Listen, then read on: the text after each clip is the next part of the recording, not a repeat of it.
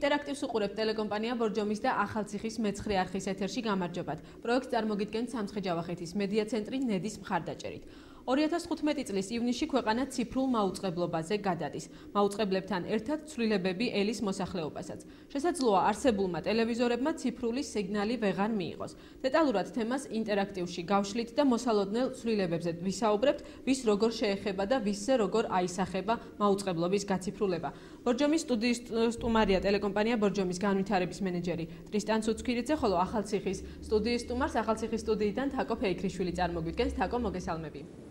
გამარჯობა ეკა, მივესალმები შენი სტუდიის სტუმარს. მთავარ თემაზე საუბრობ დღეს ახალციხის სტუდიის სტუმარი იქნება მეცხრე არხის გენერალური დირექტორი მაია იველაშვილი. მოგესალმებით ხალბატონ მაია, დიდი მადლობა სტუდიაში მოგზაურობისთვის. მოგესალმებით. თბილისის სტუდიიდან გვეყოლება ჩვენ კიდევ ერთი სტუმარი, რომელიც ჩვენ შეკითხვებს უპასუხებს კომუნიკაციების ეროვნული კომისიის საზოგადოებასთან ურთიერთობის სამსახურის უფროსი ხატია ყურაშვილი. მოგესალმებით ხალბატონო ხატია და პირველი კითხვა მინდა დაგისვათ თქვენ. რატომ გახდა აუცილებელი ანალოგიური მაუწყებლობიდან ციფრულ მაუწყებლობაზე გადასვლა 2015 წლის ივნისიდან? მოგესალმებით, მივესალმებით თქვენს მაყურებელს, დიდი მაგადაცემაში მოწვევისთვის.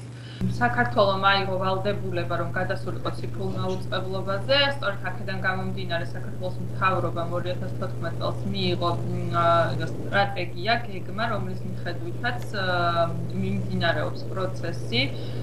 კომისიამ ციფრული მაუწყებლობის უზრუნველსაყოფად ადგილობრივ მაუწყებლებს, მათ შორის ამ ორ ტელეკომპანიასაც უკვე მიანიჭა რადიოსიბრული სპექტრის სარგებლობის ნებართვები. გარდა ამისა, გამოცხადდა საჯარო კონკურსი და შპს სტერეო პლუსმა გაიმარჯვა ამ კონკურსმა და ეროვნულ დონეზე მაუწყებელთა გასავრცელებლად ის აშენებს მულტიპლექსს და ასევე საზოგადოებრივი მაუწყებლის გასავრცელებლად ტელერადიო ცენტრს მიენიჭა რადიოსიბრული სპექტრი და ამ მაუწყებლის გასავრცელებლადაც მიმდინარეობს სამშენებლო პროცესი. მე შესავალში ვახსენე, რომ ცვლილებები შეეხებოდა მოსახლეობასაც. მოსახლეობაზე როგორ აისახება ეს ცვლილებები და რა ცვლილებები ელით მათ? აი ამაზეც რომ ვისაუბროთ დეტალურად და კონკრეტულად, რომ მაყურებელმა კარგად გაიგოს, როგორ აისახება მათზე ეს ყველაფერი. პირველ რიგში ეს არის უკეთესი გამოსახულება, უკეთესი ხმა და უკეთესი ხარისხის მაუწყებლობის მიღების შესაძლებლობა. მნიშვნელოვანია, რომ მოსახლეობამ გაითვალისწინოს, რომ მათ მოუწევთ ასე ვთქვათ ძველ ტელევიზორებზე ეგრეთ წოდებული set-top-box-ების დამონტაჟება, რადგანაც ის მომხმარებელი, რომელიც მაუწყებლობას იღებს ასე ვთქვათ ეგრეთ წოდებული სახლის ანტენით, ღია ეთერით, მას დასჭირდება სპეციალური მოწყობილობა, რომ მიიღოს მაუწყებლობა 2015 წლის 17 ივნისიდან.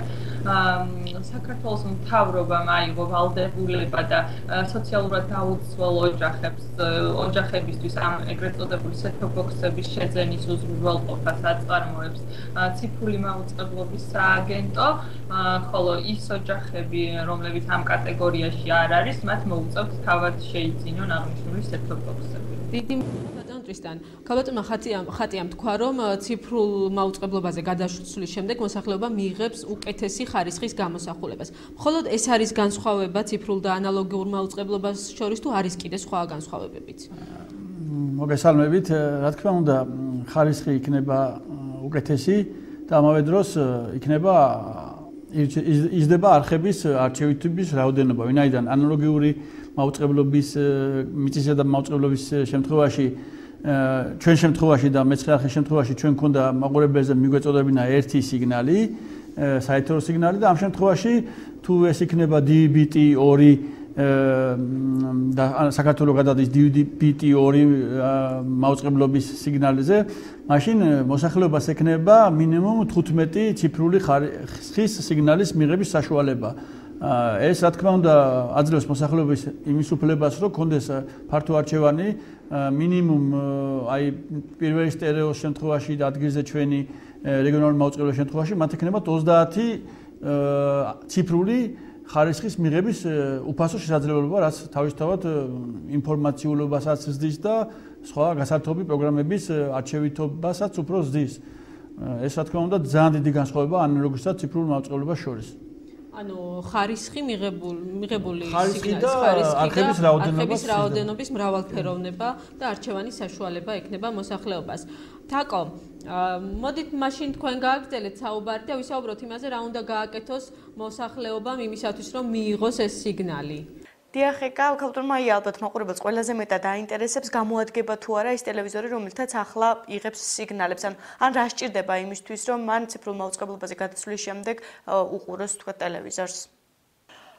მაყურებლის ინტერესი პრაქტიკულად უფრო ტექნიკური პერსონალისკენ არის მიმართული, თუმცა ჩვენი ინფორმაციით ყველა ის ტელევიზორი გამოდგება, რომელსაც კი აქვს უნივერსალური მხარდაჭერა, ეს შეიძლება იკითხონ დაინტერესებულმა პირებმა ტექნიკურ მაღაზიებში, ხოლო რაც შეეხება თუ არ ექნებათ ტელევიზორებს ეს უნივერსალი მხარდაჭერა, იმ შემთხვევაში შესაძლებელია ციფრული სიგნალის მიღება უკვე set-top box-ების მიერთებით. ეს set-top box-ების ღირებულება ამ დროისათვის დაახლოებით $50 ფარგლებში მერყეობს, თუმცა სავარაუდოდ მას შემდეგ რაც გახდება საჭიროება ამ set-top box-ების შეძენის მოსახლეობისთვის, ვფიქრობ, რომ ამის ფასები უფრო დაიწევს და შეიძლება ბევრად უფრო გაიაფთეს, ვიდრე დღეის მდგომარეობით არის და ფიქსირდება.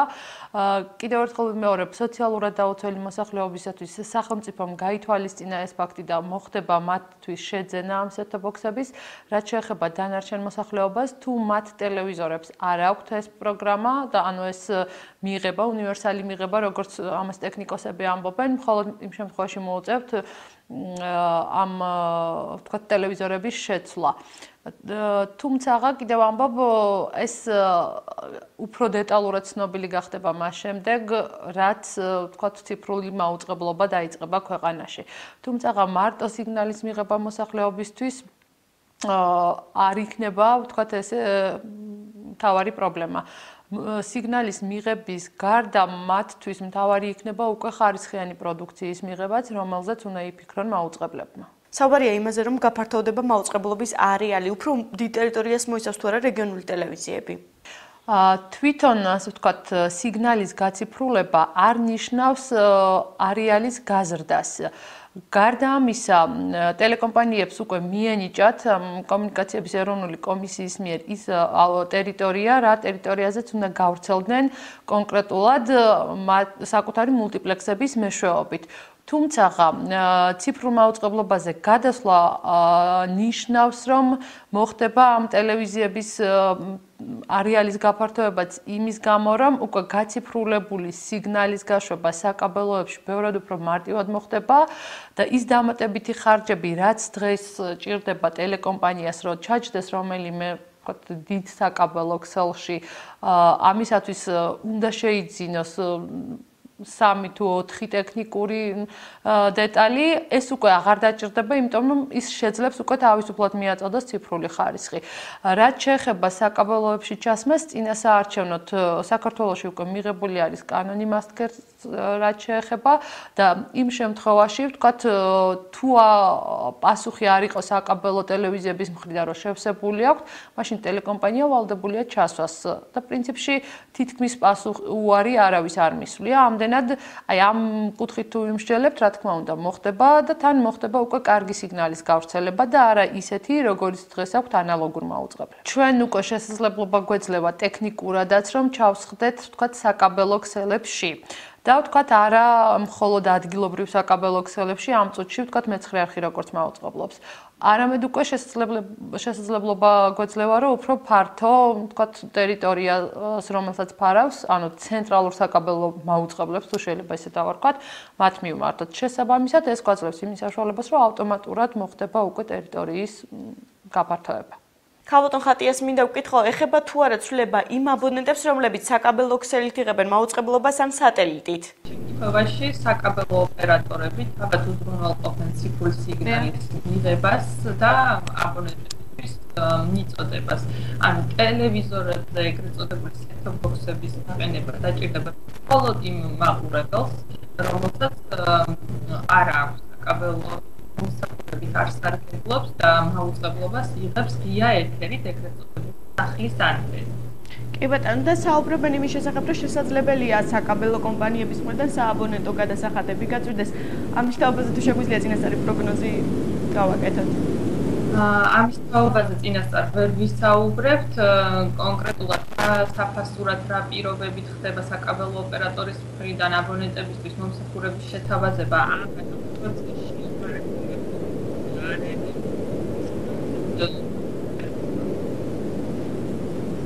ბატონო, დიდი მადლობა. თქვენ გადავინაცვლოთ უკვე ბორჯომის სტუდიაში. ვისაუბრეთ კონკრეტულ საკითხებზე და არ გვისაუბრია ტელევიზიებზე და მათ შორის რეგიონულ მაუწყებლებზე. რა გამოწვევების წინაშე შეიძლება დადგნენ და დგანან უკვე ალბათ მაუწყებლები აი ამ ციფრულ მაუწყებლობაზე გადასვლის შედეგად? ეს იქნება ძალიან სერიოზული, ასე ვთქვათ, სერიოზული ძალისხმევასა და ინვესტიციას მოითხოვს.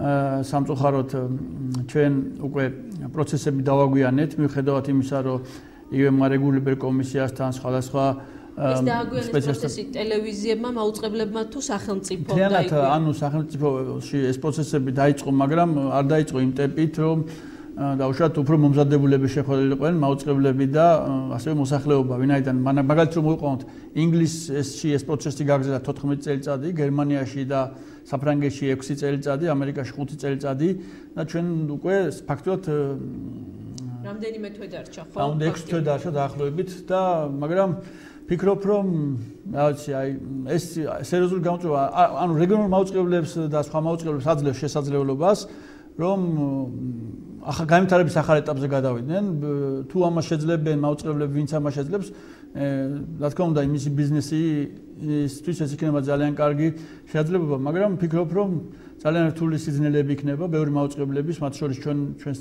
წინაშეც, ვინაიდან ამ მცირე დროში ჩვენ უნდა ბევრი, ასე ვთქვათ, გათვლები, ბიზნეს გათვლები და ბევრი ტექნიკური გადაიერება მოვახდინოთ, რაც ფინანსურ დაბანდებებისთან ერთად მოითხოვს სერიოზულ სხვა რესურსს, ადამიანურ რესურსს და ალბათ დრო აღარ გრჩება იმისათვის, რომ სატესტო რეჟიმში ვამუშავოთ ეს ყველაფერი. ვინაიდან ეს არის ახალი რეალობა, მაგრამ ფიქრობ, რომ ლაპარაკის ნაცვლად ალბათ საქმეებზე უნდა გადავიდეთ. თქვენ ამბობთ, რომ შესაძლოა ყველა რეგიონულმა მაუწყებელმა ვერ შეძლოს გადასვლა და ფაქტიურად დახურვის წინაშე შეიძლება დადგნენ რეგიონული მაუწყებლები. ანუ ეს საფრთხეები არსებობს რეალურად. ეს ჩვენ უნდა გავმიჯნოთ. მაუწყებლობა ეს ანუ მულტიპლექსი არის სხვა რაღაცა, მაუწყებლობა არის სხვა რაღაცა. ჩვენ ახლა ვხდებით მულტიპლექს ოპერატორები, ანუ ჩვენ უნდა გავხდეთ ის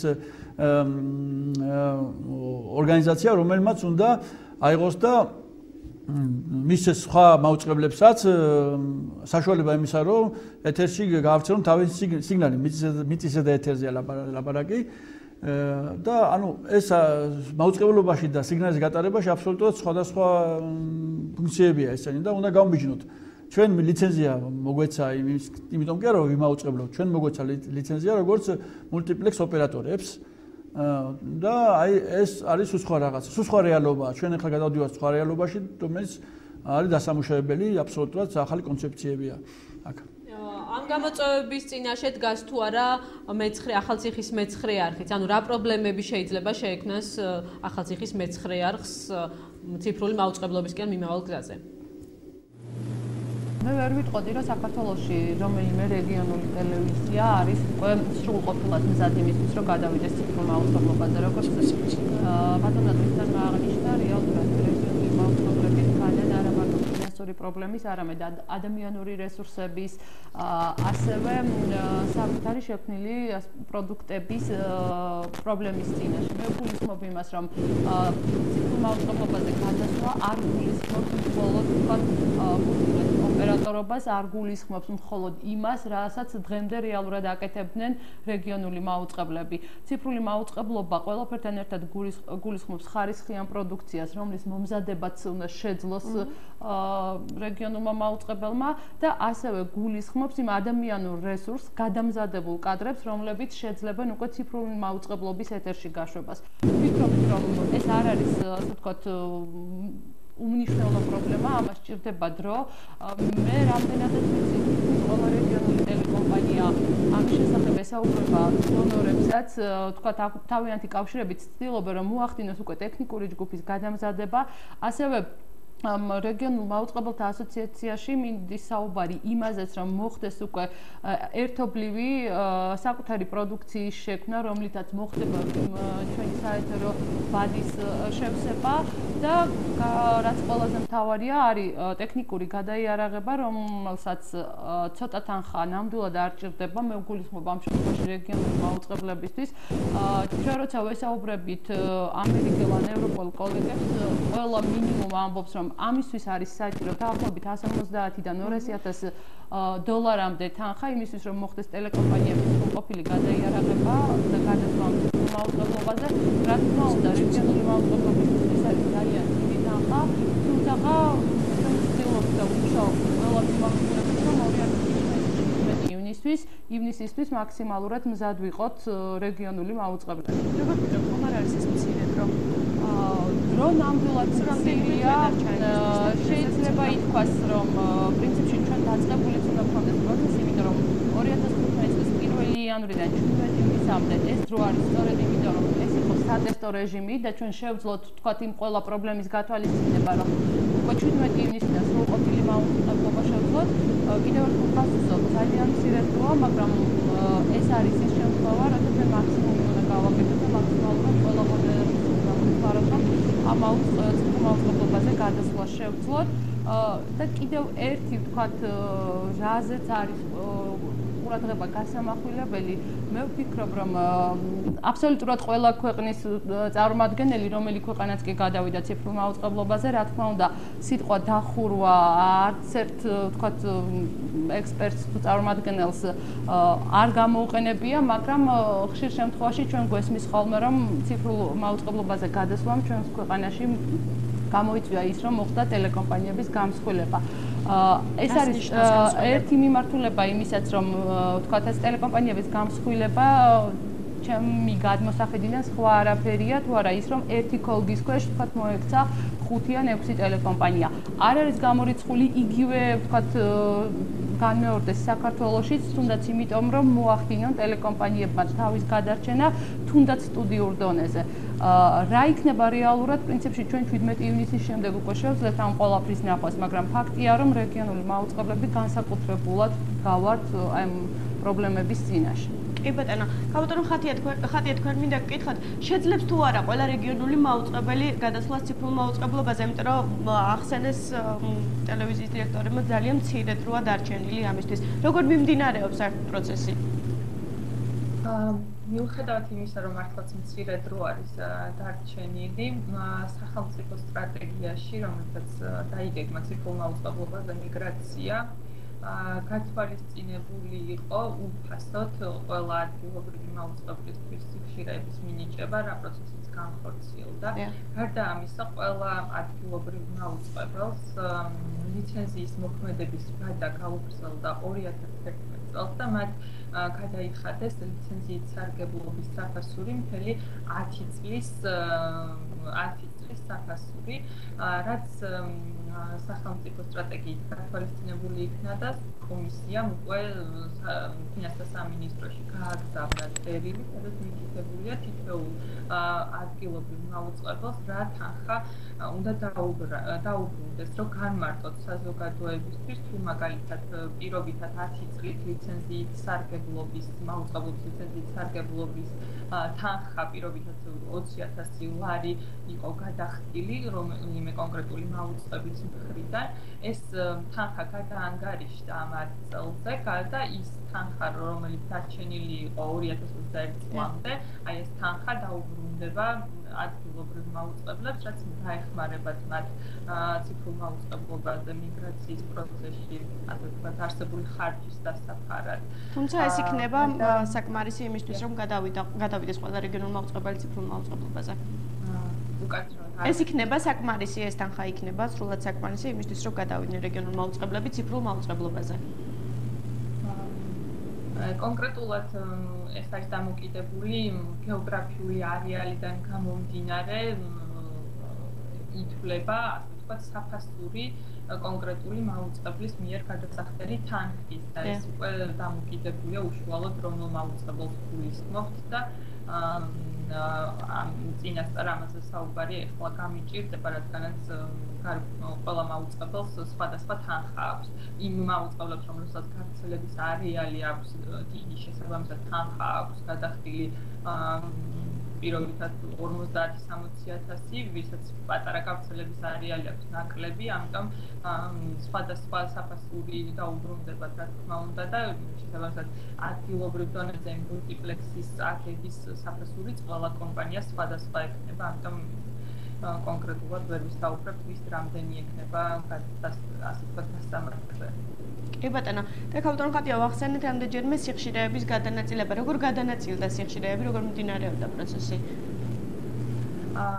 დაახლოებით ნოემბრის დასაწყისში კომისიამ მიიღო გადაწყვეტილება და 21 ადგილობრივ მაუწყებელს მიანიჭა აბსოლუტურად უფასოდ 10 წლის ვადით რადიოსიხშირული სპექტრის სარგებლობის ნებართვა, რომლის ფარგლებში თითოეულმა კომპანიამ უნდა ააგოს მულტიპლექსი თავისი გავრცელების არეალის შესაბამისად და სურვილის შემთხვევაში და ახალი ტელეკომპანიების გამოჩენის შემთხვევაში მას აქვს ვალდებულება, რომ ხარჯზე ორიენტირებული ტარიფით დაუშვას თავის მულტიპლექსთან და ეს საშუალებას აძლევს, რომ გაჩნდეს ახალი ტელეკომპანიები. მაგალითისთვის, თუ გორდომის და ახალციხის ტელეკომპანიები პირობითად ერთ სიხშირულ სპექტრს და მხოლოდ ერთი კონტენტის გავრცელებას, ანუ ერთი სამაუწყებლო არხისგან გავრცელებას ახერხებდა, ეხლა შესაძლებელია გააჩნია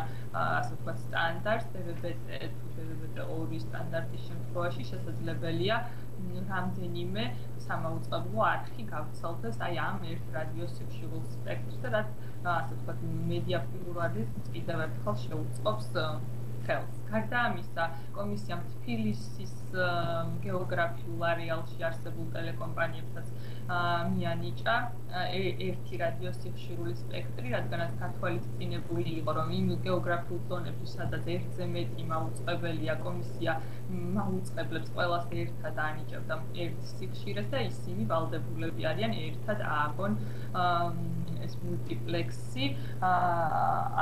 ამ ეტაპზე მულტიპლექსის ასაგებად სიხშირე წაიღო კავკასიამ, ევრიკა, მედია კავშირმა, ობიექტივმა, თბილისმა და პიკმა. სხვა ტელეკომპანიებმა, მაგალითად რუსთავი-2-მა და GDS-მა და სხვა კომპანიებმა უარი თქვეს მულტიპლექს პლატფორმის მშენებლობაში მონაწილეობაზე და მიუხედავად ამისა, აი ამ კომპანიას, რომელმაც წაიღო თბილისის გეოგრაფიულ ზონაში რადიოსიხშირული სპექტრი, მათაც აქვთ ვალდებულება, რომ იმ შემთხვევაში თუ GDS და რუსთავი-2-ს ექნება სურვილი, რომ გავრცელდეს მათ მულტიპლექსში, დაუშვან ისინი თავიანთ სამაუწყებლო ქსელთან. უკვე შემდეგ, როცა დაიწყებენ მაუწყებლობას ის ხუთი კომპანია, რომ ყველა გადაწყვეტილებაში, რომლითაც რადიოსიხშირული სპექტრი ადგილობრივ მაუწყებლობებს, თბილისის ერთ-ერთი ადგილობრივი სამაუწყებლო ზონა არის, მიენიჭათ სიხშირეები, ყველა კომპანიას აქვს უფლება, რომ ეს სიხშირეები 2015 წლის 17 ივნისიდან გამოიყენოს და სურვილის შემთხვევაში უზრუნველყონ სხვა მაუწყებლების დაშვებას, რა თქმა უნდა, ამისთვის საფასური უნდა დააწესოს და ეს ტარიფი უნდა იყოს ხარჯზე ორიენტირებული. მადლობა, ბატონ კრისტიან. მოდით დავუბრუნდეთ ისევ ტელევიზორებს და ქართულ ბაზარს. თუ გაქვთ ინფორმაცია რეალურად დღეს ქართულ ბაზარზე არის თუ არა ციფრული მაუწყებლობის მხარდამჭერით აღჭურვილი ტელევიზორები ამ ტექნიკით? იყიდება თუ არა დღეს და იყვნენ თუ არა ეს შემომტანი კომპანიები, დიდი კომპანიები, რომლებსაც შემოაქვთ ეს ტექნიკა, ინფორმირებული, რომ მსგავსი ტექნიკა შემოიტანათ სწორედ უკვე ამ ციფრულ მაუწყებლობაზე გადასვლასთან დაკავშირებით? სამწუხაროდ ზუსტი ინფორმაცია მე და ალბათ ბევრსაც არ ექნება იმის შესახებ, თუ როგორ მოხდა იმ ძველი ტელევიზორების რეალიზაცია და ეხლა რა მდგომარეობა, მაგრამ რამოდენიმე კვლევის მიხედვით მომწოდებლება დაიწყეს უკვე მაღალი გარჩევადობის ხარისხის ტელევიზორების შემოტანა, ეს არის HD ხარისხი ესე ქვია, რომელსაც აქვს ციფრული მხარდაჭერა, უბრალოდ შეიძლება კონდეს DVB-T1 მხარდაჭერა, ან DVB-T2, ან ორივე ერთად. ყოველ შემთხვევაში თუ არც ერთი არ აქვს, ქალბატონმა ხატიამ უკვე აღნიშნა, რომ set-top-box-ები, ესე თქვია, მოწყობილობები, რომლებიც დაუდგება ტელევიზორს და ნებისმიერ ტელევიზორის შესაძლებლობა ექნება მიიღოს ციფრული სიგნალი, უბრალოდ თუ ეს არ იქნება ციფრული ტელევიზორი, მაშინ კი გარდაქმნის სიგნალს, მაგრამ ციფრული ხარისხი, მაღალი ხარისხი არ იქნება, მაღალი გარჩევადობა არ იქნება. ანუ ის რაც უნდა მიიღოს რეალურად ციფრულ მაუწყებლობაზე გადასვლის შემთხვევაში, იმას ვერ მიიღებს. ბევრად უკეთეს მიიღებს, მაგრამ თუ ტელევიზორს არ ექნება ციფრული მხარდაჭერა, მაინც მიიღებს იმ სიგნალს, მაგრამ უფრო ნაკლები ხარისხით, ვიდრე ციფრული ტელევიზორი. ანუ ფასში არის განსხვავება. მაშინ ასე დავსვავ კითხვას, მე ვარ მომხმარებელი, რომელიც მიდის დღეს უნდა შეიძინოს ტელევიზორი და რა უნდა ვიკითხო მე მაღაზიაში, რომ ზუსტად ის სიგნალი მივიღო და ის ხარისხი, რასაც ველოდები ამ ციფრულ მაუწყებლობაზე გადასვლა. არამედ უნდა მოითხოვოთ ისეთი ტელევიზორები, რომელსაც ექნება DVB-T2, უკეთეს შემთხვევაში DVB-T2 ან DVB-T ხარდაჭერა, ან ორთავე ერთად. ორთავე ერთად თუ არის, ეს არის უკეთესი. ეხლა ფასებში უკვე დიდი განსხვავება არ არის, დაახლოებით ასეთი ტელევიზორების ფასები 500-დან 1000 ლარამდე მერყეობს ზომისა და ხარისხის ბრენდის მიხედვით. იცი. თუ კი ტელევიზორი მაქვს და მხარდამჭერი მჭირდება, მაშინ რა დამჭდება ბატონო ტრისტან? იმ შემთხვევაში თუ ის მხარდამჭერი რაღაც ტექნიკა არის საჭირო, მაშინ რა დაუჯდებათ? მათ ვისაც უკვე შეძენილი აქვს და არაფერს, ანუ ვისაც რომელ ტელევიზორსაც დაჯდება, ბუნებრივია ახალ ტელევიზორის შეძენას. ვერ ვიტყვი მასე, იმიტომ რომ როდესაც ხდება მოთხოვნილება, მაშინ პროდუქტიც ჩდება. თუ დაუშვათ არ ექნება ტელევიზორის ხარდაჭერა, ასეთ სიგნალის მიღების, მაშინ მე დარწმუნებული ვარ, ბაზარზე გაჩნდება სხვადასხვა მწარმოებლებისგან წარმოებული, როგორც ვიცი, ასეთ უკვე საქართველოში ციგეგმება რო იყოს, აი ამ set-top მოწყობილობების შემოტანა და ესეც სხვადასხვა ფასი იქნება, როგორც ახლა ვარაუდობენ, დაახლოებით ფასი იქნება $50, მაგრამ შეიძლება ალბათ ეს გაჩნდეს 30-50 ლარათაც, ვერ ვიტყვი ახლა რა ასე. ალბათ ხათია, ვინ იყო ვალდებული ან ვინ არის ვალდებული, რომ მოსახლეობას მიაწოდოს ეს ინფორმაცია და შეხვდეს თუნდაც შემომტანებს ამ ტექნიკის, რომ მათაც რაღაცნაირად მოსახლეობის ინფორმირებულობა მოახდინონ. ვინ უნდა გააკეთოს ეს? კამპანია უკვე დაწყებული არის და წამყვანი მაუწყებლობის ეთერში სარეკლამო რგოლები ტრიალებს ციფრულ მაუწყებლობასთან დაკავშირებით მოსახლეობის ინფორმირებისთვის. ეკონომიკის სამინისტროს CP არის ციფრული მაუწყებლობის სააგენტო, რომელმაც უზრუნველყო ერთის მხრივ ტელერადიო ცენტრის ციფრულ ფორმატში სამაუწყებლო ქსელის აგების სამუშაოები, რომ საზოგადოებრივი მაუწყებელი და საზოგადოებრივი მაუწყებლის მეორე არხი და აჭარის ტელევიზია გავრცელდნენ და გარდა ამისა სოციალურად დაუცველი ოჯახებისთვის set-top-box-ების შეძენის პროცესი უზრუნველყო ამ სააგენტომ. რა თქმა უნდა, მარეგულირებელ კომისიას მჭიდრო კავშირი ჰქონდა და კოორდინირებულად მიმდინარეობდა მუშაობა ამ პროცესში, რადგანაც ტექნიკურად სიხშირული სპექტრი მარეგულირებელმა კომისიამ მიანიჭა ტელერადიო ცენტრს და ეს პროცესი უკვე დასრულებულია, საინფორმაციო კამპანია დაწყებულია და როგორც ვიცი, set-top-box-ებიც სოციალურად დაუცველი ოჯახებისთვის შეძენილია უკვე უახლოეს მომავალში ბაზარზე სავარაუდოდ კერძო პირებისთვისაც გამოჩნდება ეს set-top-box-ები შესაძლებელი. სოციალურად დაუცველ ოჯახებში იგულისხმება ყველა ის ოჯახი, ვინც სოციალურად დაუცველთა ბაზაში არსებობს, თუ კიდე დაემატება ბენეფიციარების რაოდენობა გაიზრდება. როგორც ჩემთვის ცნობილია, 70,000 ქულა და ქულაზე ნაკლები ოჯახებისთვის არის განსაზღვრული აი ამ set-top-box-ების შეძენა. კარგით, მადლობა. გასაგებია. ბატონ ტრისტან, გაიზრდება თუ არა მაუწყებლების რეგიონული მაუწყებლების დაფარვის არეალი? კონკრეტულად ტელეკომპანია ბორჯომის მაგალითზე რომ ვისაუბროთ, გაიზრდება თუ არა ჩვენი მაუწყებლობის არეალი ამის შემდეგ? ჩვენ ყველას მოგვენიჭა სიხშირეები ჩვენ სამაუწყებლო ზონაში და წეგან ქალბატონმა მაიამას აღნიშნა, რომ ანუ ეს იძლევა განვითარების ახალ შეძლებელს. ეს ძალიან მარტივად მოგავიგებთ, რომ ციფრული მაუწყებლობა ეს მარტო ხარისხია, ანუ ჩვენ უკვე ამას უნდა შევხვდეთ სხვა კუთხითაც, პროგრამირების კუთხითაც მომზადებულები და იგივე დაუშვათ სხვა ქვეყნის, ევროპის ქვეყნის ან სხვა ქვეყნის მაგალითებზე, სადაც მინახავს, ყველგან არის ქსელი, ანუ რომელიც აერთიანებს რამოდენიმე კომპანიას, იმისაც რომ შექმნას საინტერესო პროგრამირებები და გავრცელების თვალსაზრისითაც გააფართოვონ არეალი. ჩვენ ამ მიმართულებითაც პარალელურ რეჟიმში დაწყებული გვაქვს მუშაობა, ასოციაციაც გვაძლევს ამის შესაძლებლობას, ჩვენი რეგიონალური მაუწყებლობის ასოციაცია, პლუს ისეც მუშაობთ, ახალციხესთანაც მუშაობთ, თუნდაც ეს დღევანდელი პროექტიც არის იმის მაგალითი და მე ერთ-სამეს დავამატებ, რომ აი ციფრული მაუწყებლობაც იგივე აი ეს ქვია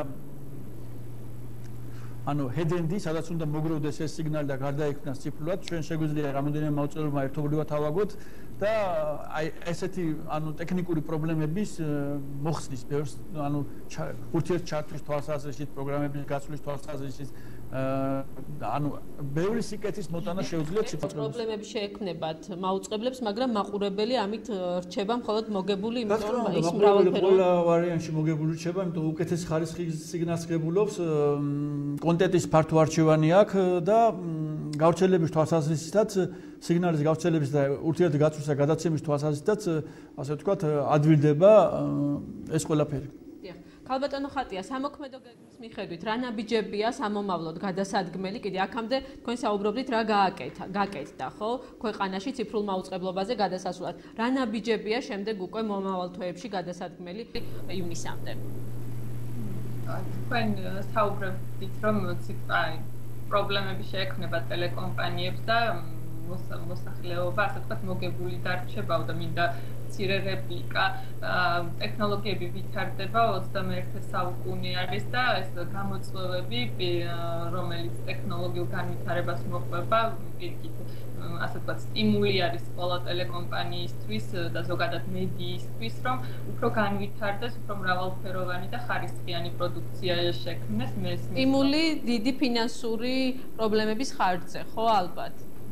რა თქმა უნდა, ფინანსურ ხარესთან არის ეს დაკავშირებული, თუმცა სახელმწიფომ IT-ում და განვითარებულმა სამყარომ გადაწყვიტა, რომ უფრო რაციონალურად გამოიყენოს სიხშირული სპექტრი და ადრე თუ ერთი სიხშირული ზოლი სჭირდებოდა მხოლოდ ერთ ტელეკომპანიას გასავრცელებლად, ეხლა ტექნიკური და ტექნოლოგიური განვითარება საშუალებას გვაძლევს, რომ ამ ერთ სიხშირულ ზოლზე დაახლოებით 15 მაუწყებელი გავრცელდეს, გამოთავისუფლებული სიხშირული რესურსი კი სხვა ტელესაკომუნიკაციო ტექნოლოგიების განვითარებისთვის და მომსახურებების დასთან ერთად გამოიყენოს სახელმწიფომ და სწორედ აი ამისკენ არის ასე ვთქვათ გადადგმული ეს ნაბიჯი. თან როგორც უკვე მრავალჯერ აღნიშნეთ, უკეთესი ხარისხით, უკეთესი გამოსახულების და უკეთესი ხმით მივიღებთ ყველანი მაუწყებლობას. რაც შეეხება თქვენ კითხვას, კომისია ასე ვთქვათ ტელერადიო ცენტრის და საზოგადოებრივი მაუწყებლის მულტიპლექსის მშენებლობის საკითხს, როგორც უკვე აღნიშნეთ, ციფრული მაუწყებლობის სააგენტო ხელმძღვანელობს. ადგილობრივ მაუწყებლებს აქვს ვალდებულება, რომ უზრუნველყო მულტიპლექს პლატფორმების აგება და ამის მონიტორინგის კომისია განახორციელებს. გარდა ამისა, კერძო კომპანია სტერეო პლუსი, რომელიც კერძო მულტიპლექს აშენებს ეროვნულ დონეზე მაუწყებელთა გასავრცელებლად, აი ამ მულტიპლექსის მშენებლობის პროცესსაც კომისია ხელმძღვანელობს და მონიტორინგს უწევს. კი ბატონო, დიდი იმ მადლობა. შემთხვევაში თაკო ბოლო კითხვას დავსვავ და მე დაასრულე თქვენ. იმ შემთხვევაში თუ ქვეყანამ ვერ შეძლო და 17 ივნისამდე ვერ მოხერხდა ციფრულ მაუწყებლობაზე გადასვლა. ამის ალბათობა თუ არსებობს რეალურად და რა შეიძლება მოყვეს ამ ყველაფერს? ალბათობა ყველაფრის არსებობს, მაგრამ ვიქნებით ოპტიმისტები და იმედი გვაქვს, რომ ყველა თავის ვალდებულებას კანონის განსაზღვრულ ვადაში შეასრულებს და საქართველოს 2015 წლის 17 ივნისს გაციფრულებული შეხვდება ასე. კი ბატონო, ეგ მინდა და მეკითხა ეკამეც ხალბატონმა რა მოხდება იმ შემთხვევაში, თუ კი საერთაშორისო ვალდებულება საქართველოს ვერ შეასრულა, ან დაიხურება თუ არა რეგიონულ მაუწყებელთა ნაწილი? ეს არის ვალდებულება, რომელიც საქართველოს აიღო ევროკავშირის წინაშე. რაც გულისხმობს იმას, რომ უნდა გადავიდეს, უნდა თუ არა კომპანიას ციფრულ მაუწყებლობაზე. გარდა იმისა, რომ ვთქვათ, ეს არის ვალდებულება ევროკავშირის წინაშე, ამას ემატება ის ფაქტორიც, რომ ჩვენი მეზობელი ქვეყნების ნაწილი უკვე გადავიდა ციფრულ მაუწყებლობაზე, ხოლო ნაწილი ჩვენთან ერთად გადადის. ამდენად თუ ჩვენ ვერ შევძელით ციფრულ მაუწყებლობაზე გადასვლა, ეს გულისხმობს იმასაც, რომ ჩვენ უბრალოდ ამოვარდებით მსოფლიო საინფორმაციო სივრციდან, რადგან ჩვენი ქვეყნები, კონკრეტულად რუსეთი, სომხეთი, აზერბაიჯანი, თურქეთი ამ ქვეყნებიდან ზოგი უკვე გადავიდა, ზოგი გადასვლის პროცესშია და ყოველ შემთხვევაში მზადება დაწყებული აქვთ და ჩვენი ინფორმაციით მათ ხელი არ შეეშლებათ გაციფრის პროცესში. ამდენად საქართველოს ყველა ღონე უნდა იხმაროს საქართველოს ტელევიზიებმა ამ შემთხვევაში, რომ მოხდეს ანალოგურიდან ციფრულ მაუწყებლობაზე გადასვლა. რაც შეეხება ცენტრალურ მაუწყებლებს, ცენტრალური მაუწყებლების დიდი ნაწილი უკვე ციფრულ, ასე ვთქვათ, მაუწყებლობაზე გადასულია. მთავარი პრობლემა მაინც უფრო რეგიონულ მაუწყებლებს ექმნებათ, რადგან პრაქტიკულად გვიან დაიწყო მზადება ამ პროცესისთვის. ეს შეიძლება ითქვას, რომ არ იყო მარტო, ვთქვათ, ტელეკომპანიების ბრალი, იმიტომ რომ თვითონ ქვეყანამ, ვთქვათ, გარკვეული მიზეზების გამო გვიან დადო სტრატეგია და მიმართულება, თუ რომელ მიმართულებას ირჩევდა ამ ციფრულ მაუწყებლობაზე გადასასვლელად, რომელი ქვეყნის მოდელს.